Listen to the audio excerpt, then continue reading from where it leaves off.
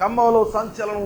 Auto driver Chaganti Ravi హత్య case మిస్టరీని పోలీసులు ఛేదించారు. భర్త అనారోగ్యంతో చనిపోతాడని భావించిన భార్య అతడి పేరుపై 66 లక్షలకు బీమా చేయించింది.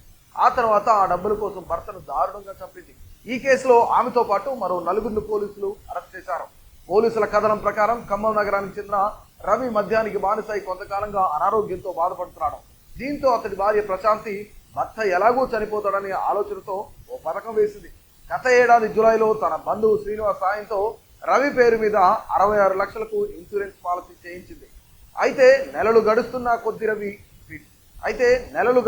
కొద్దీ రవి ఆరోగ్యం మెరుగుపడటంతో ప్రశాంతిలో అసహనం పెరిగింది. బీమా డబ్బుల కోసం భర్తను అడ్డు తొలగించుకోవాలని నిర్ణయించుకుంది. ఈ క్రమంలో శ్రీనివాస్తో పాటు జోగి రాజ్ కుమార్, జోగి వెంకటేష్, జోగి రాంబాబులతో ఒప్పందం కుదుర్చుకుంది. హత్య చేస్తే వచ్చే బీమా డబ్బుల్లో సగం ఇస్తానని వారికి ఆశ చూపింది. పథకం ప్రకారం ఈ నెల 2వ తేదీన రవికి ఫుల్లుగా మద్యం తాగించి వివిపాలెం శివారు ప్రాంతానికి తీసుకెళ్లారు.